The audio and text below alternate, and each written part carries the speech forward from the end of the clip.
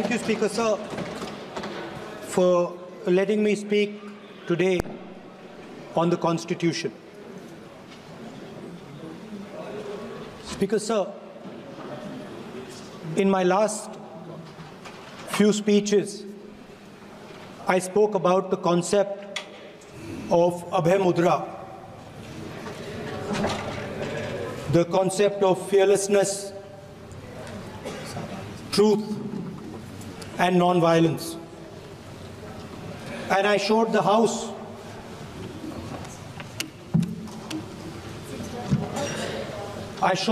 images of our different religions displaying this Abhay Mudra.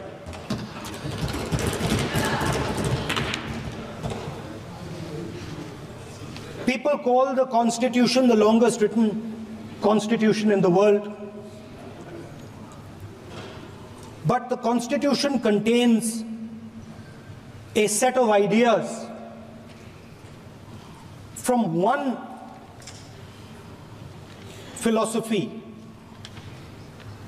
of our nation, one central philosophical set of ideas of our nation. When we look at the Constitution and we open the Constitution, we can hear the voice and the ideas of Ambedkar, of Mahatma Gandhi, of Jawaharlal Nehru. But where did those ideas come from? Those ideas came from an old, profound tradition in this country. Those ideas came from Shiva, from Guru Nanak, from Basavana, from Buddha, from Mahavir, from Kabir, from a list of people. So when we speak of the Constitution and we show the Constitution, of course it is a document of modern India, but it could never have been written without ancient India and her ideas. So when we look at this Constitution, we remember this list of people, all different variations on the same idea. And in front of us stand the people who follow a very different philosophical tradition. And I want to start my speech by quoting what the Supreme Leader, not of the BJP, but of the modern interpretation of the ideas of the RSS has to say about the Constitution of India and about how he thinks India should be run. The worst thing about the Constitution, the worst thing about the Constitution of India is that there is nothing Indian about it. Manusmriti is that scripture which is most worshipable after Vedas for our Hindu nation, and from which our ancient times have become the basis of our culture, customs, thought, and practice. This book, for centuries, has codified the spiritual and divine march of our nation. Today, Manusmriti is law. These are the words of Savarkar. Mr. Savarkar has clearly stated in his writings that there is nothing Indian about our Constitution. He has clearly stated that the book India is run by should be superseded by this book. And this is what the fight is about. Now, it's nice that all of you are so-called defending the Constitution. But I want to ask you, do you stand by your leader's words? Yes. Do you support your leader's words? Because when you speak in parliament about protecting the constitution, you are ridiculing Savarkar, you are abusing Savarkar, you are defaming Savarkar. I'd like to quote also in Hindi. Bharat के संविधान के बारे में सबसे बुरी बात तो यह है कि इसमें कुछ भी भारतीय नहीं है। भारत के संविधान के बारे में सबसे बुरी बात तो यह है कि इसमें कुछ भी भारतीय नहीं है। यह आपके नेता ने कहा था, जिसकी आप पूजा करते हैं। Speaker sir, I described in my first speech the idea of a battle taking place. I described the Mahabharata, described Kurukshetra. There is a battle taking place today in India. And on this side are the defenders of the idea of the constitution. And from each state we have one. If you ask us Tamil Nadu, we will tell you Periyar. If you ask us Karnataka, we will say Basavana. If you ask us Maharashtra, we will say Phule ji, Ambedkar ji. If you ask us Gujarat, we will say Mahatma Gandhi. आप speaker को You praise these people. You praise these people hesitatingly because you have to. But the truth is that you want India to be run the way it used to be run. जैसे हिंदुस्तान पहले चलाया जाता था, वैसे ही आप हिंदुस्तान को चलाना चाहते हो। मैं बता रहा हूं, आ रहा हूं। पेशेंस रखिए थोड़ी, इतना एक्साइटमेंट नहीं होना चाहिए। स्पीकर सर, जब मैं छोटा था दिल्ली में, स्पीकर सर, दिल्ली के चारों ओर जंगल हुआ करता था। जो आज यहां रहते हैं उनको ताजुब होगा कि एम्स के बिल्कुल बगल में जंगल शुरू होता था। जहां रेलवे म्यूजियम है वहां पे जंगल शुरू होता था। वैसे ही जंगल में, दोनों नॉर्थ और साउथ, वैसे ही जंगल में हजारों साल पहले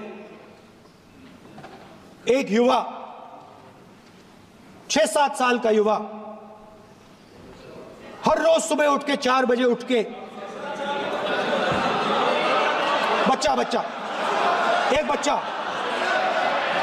एक बच्चा, वाह बहुत बढ़िया, एक बच्चा 4 बजे उठ के तपस्या करता था। हर रोज सुबह तपस्या, हर रोज सुबह वो धनुष उठाकर तीर कमान चलाता था और घंटे उसने तपस्या की, सालों के लिए उसने तपस्या की।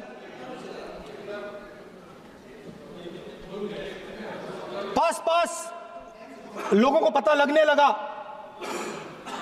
कि लड़का है। यही तो आप नहीं समझ सकते हो, यही तो प्रॉब्लम है। धनुष में तपस्या है, मनरेगा के काम करने में तपस्या है। तपस्या का मतलब शरीर में गर्मी पैदा करना, समझिए। हाँ, तब का ये मतलब है, तपस्या का ये मतलब है। तो ये तपस्या कर रहा था, लोगों को पता लगा और वो गुरु के पास गया। लड़के का नाम एकलव्य था और वो गुरु के पास गया और उसने कहा, गुरु द्रोणाचार्य जी,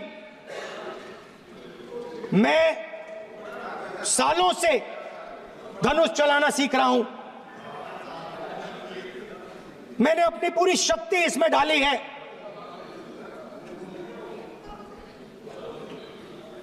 आप मेरी मदद कीजिए। आप मेरे गुरु बनिए।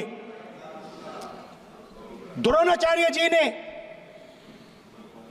एकलव्य को कहा कि आप ऊंची जात के नहीं हो, आप ऊंची जात के नहीं हो, आप द्विजा नहीं हो, मैं आपका गुरु नहीं बनूंगा, यहां से तुम चले जाओ। और एकलव्य चला गया। फिर से एकलव्य ने तपस्या शुरू की, फिर से तपस्या शुरू की। कुछ साल बाद द्रोणाचार्य जी और पांडव उसी जंगल से निकले।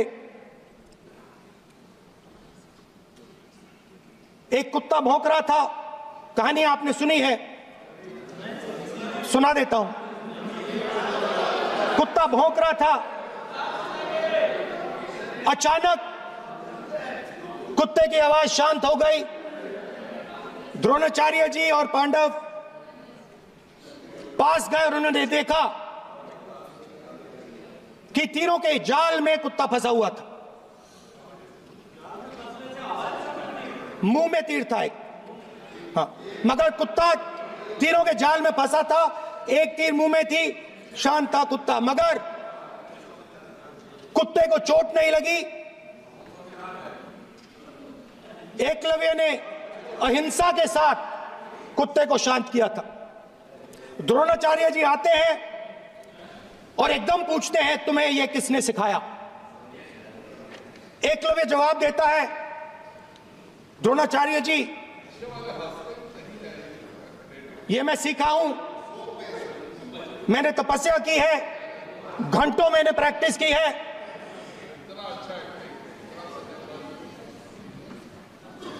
आपने मुझे गुरु बनने से मना किया था, तो मैंने एक मूर्ति, मट्टी की मूर्ति सामने रखी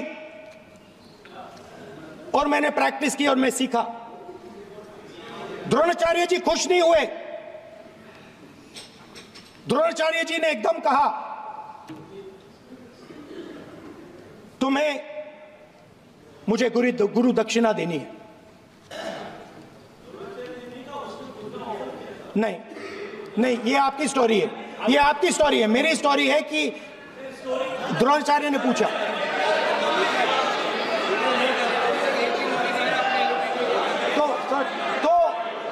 तो द्रोणाचार्य जी ने, Sir, the PM will not speak. You have to understand. If you are not giving order, Prime Minister has to speak. That you have to understand. If you are not giving protection, if you are not giving protection to LOP, then Prime Minister has to speak here. I will tell you. We will be very clear. ठीक है sir. माननीय सदस्य, आपको मैंने कई बार कहा, आप धमकी शब्दों में मत बोला करिए। एक मिनट जाती। द्रोणाचार्य जी ने, कार्य मंत्री बोले कितने डिस्टर्बेंस कर रहे थे। द्रोणाचार्य जी ने कहा कि मुझे आप गुरु दक्षिणा दीजिए। मेरी स्पीच ले ली आपने। तो द्रोणाचार्य जी ने उनसे कहा कि गुरु दक्षिणा के लिए मुझे तुम्हारा हुनर, तुम्हारा भविष्य, तुम्हारा अंगूठा चाहिए। और एकलव्य ने अंगूठा काट के द्रोणाचार्य को दे दिया।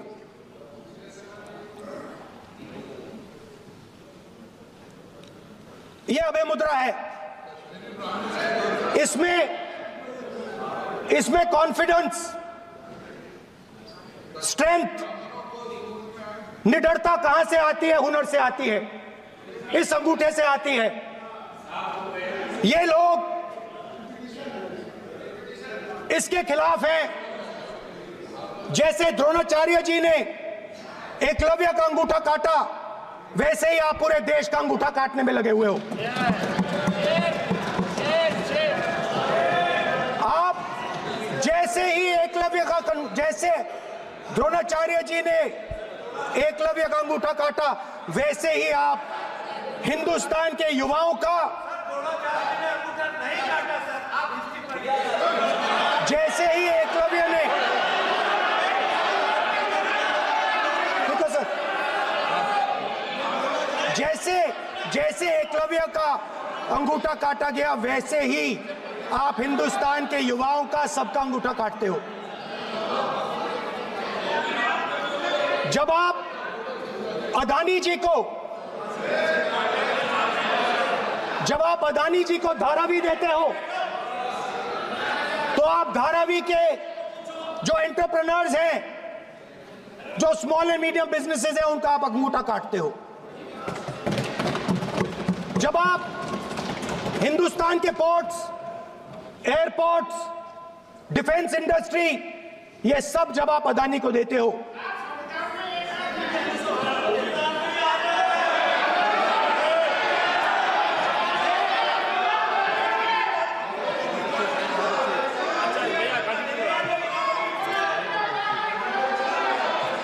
हिंदुस्तान के सारे जो फेयर प्ले बिजनेसेस हैं, जो ईमानदारी से काम करते हैं, आप उन सब का अंगूठा काटते हो जब आप अदानी की मदद करते हो। कॉन्स्टिट्यूशन में लैटरल एंट्री कर आप हिंदुस्तान के युवाओं का, पिछड़ों का, गरीबों का अंगूठा काटते हो।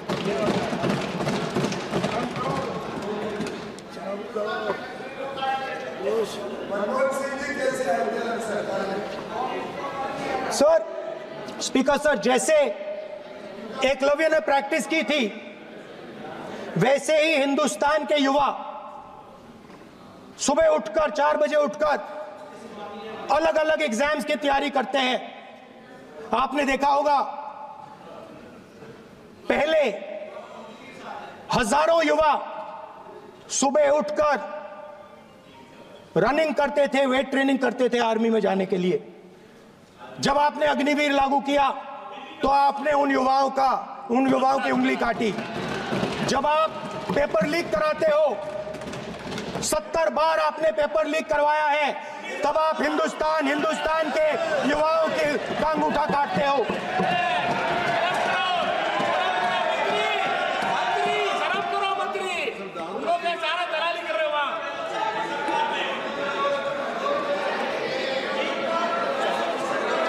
आज बाहर, दिल्ली के बाहर आपने किसानों पर टीयर गैस चलाया है, आपने किसानों पर लाठीचार्ज किया है। किसान आपसे एमएसपी मांगते हैं, सही दाम मांगते हैं, मगर आप अदानी को फायदा पहुंचाते हो, अंबानी को फायदा पहुंचाते हो और किसान का अंगूठा काटने का काम करते हो। देखिए,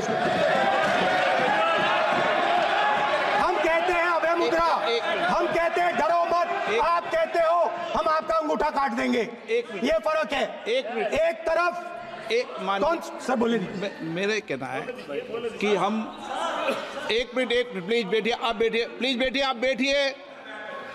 आज हम भारत के संविधान की 75 वर्ष की गौरवशाली यात्रा कर रहे हैं, और कर भाई ये चर्चा हुई थी कि हम संविधान की चर्चा करते समय उसकी उच्च कोटि की ये अपेक्षा है। आप स्पीकर सर,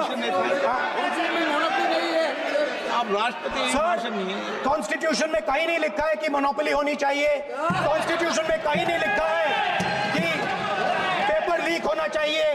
कॉन्स्टिट्यूशन में कहीं नहीं लिखा है कि अग्निवीर होना चाहिए। कॉन्स्टिट्यूशन में ये सब नहीं लिखा है, इसलिए मैं यहाँ रेस कर रहा हूँ।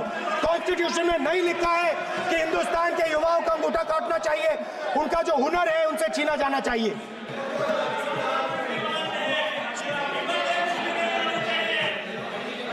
बैठे कर रहे हैं सर, 5 बजे अब भी बैठे करेंगे। अब कुछ नहीं बोलना है उसको। 5 बजे देखिएगा, 5 बजे देखिएगा क्या कर। स्पीकर सर, मिलेगा। मैं कुछ दिन पहले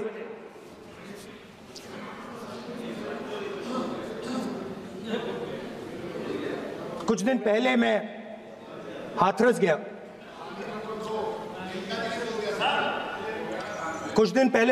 गया। हाथरस में 4 साल पहले एक लड़की का बलात्कार होता है। गैंग रेप होता है। 3-4 लोग गैंग रेप करते हैं। मैं 2-3 दिन पहले उस लड़की के परिवार के घर में गया।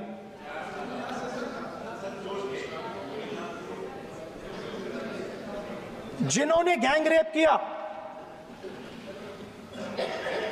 वो बाहर घूम रहे हैं और लड़की का परिवार अपने घर में बंद है। लड़की का परिवार बाहर नहीं जा सकता है। जो अपराधी हैं वो उनको रोज धमकाते हैं और वो बाहर घूमते हैं।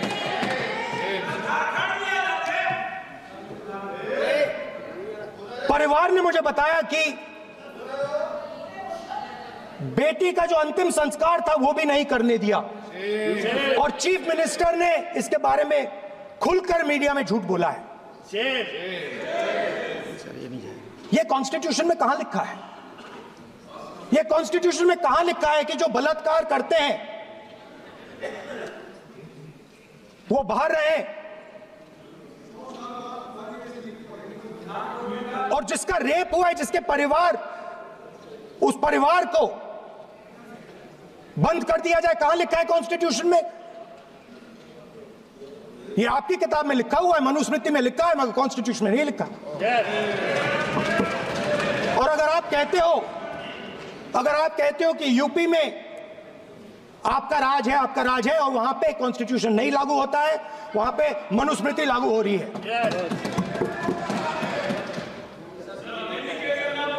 परिवार ने मुझे कहा कि यूपी की सरकार ने उन्हें वायदा किया था, कहा था कि हम आपका रिलोकेशन करेंगे, आपको कहीं और रहने की जमीन देंगे। आज तक 4 साल हो गए हैं, आज तक उनका रिलोकेशन नहीं किया गया है। और हर रोज उन्होंने मुझे फोटो दिखाई, वो बाहर निकलते हैं और जिन्होंने बलात्कार किया वो धमकाते हैं उनको। तो मैं इस हाउस में कहना चाहता हूं कि अंबेडकर जी के संविधान वाले लोग, इंडिया गठबंधन वाले लोग, हम सब मिलकर उस परिवार का रिलोकेशन हम करेंगे अगर आप नहीं करोगे तो। और हिंदुस्तान के हर गरीब व्यक्ति को हम ये कहना चाहते हैं, आपकी रक्षा कॉन्स्टिट्यूशन करता है और ये बीजेपी के लोग कॉन्स्टिट्यूशन पर 24 घंटा आक्रमण करते रहते हैं। कॉन्स्टिट्यूशन में लिखा है prohibition of discrimination on grounds of religion, race, caste, sex और place of birth. The state shall not discriminate against any citizen on grounds only of religion, race, caste, sex, place of birth or any of them. Some days back, youngsters from Sambal came to see me. Innocent people, they had done nothing. They were just, वो पास में थे, 5 लोगों को गोली मार के हत्या कर दी। ये कहां लिखा है कॉन्स्टिट्यूशन में? ये कहां लिखा है? कॉन्स्टिट्यूशन में तो लिखा है prohibition of discrimination of grounds of religion. और जहां भी आप जाते हो, एक धर्म को दूसरे धर्म से लड़ाते हो, नफरत फैलाते हो। कहां लिखा है कॉन्स्टिट्यूशन में? कहां लिखा है कॉन्स्टिट्यूशन में कि एक धर्म को दूसरे धर्म से लड़ाना है? कहां लिखा है कॉन्स्टिट्यूशन में कि दलित परिवार को बंद करके अंदर रखना है और उनके अपराधियों को बाहर घूमने देना है? कौन से कॉन्स्टिट्यूशन में लिखा है? मुझे दिखाइए।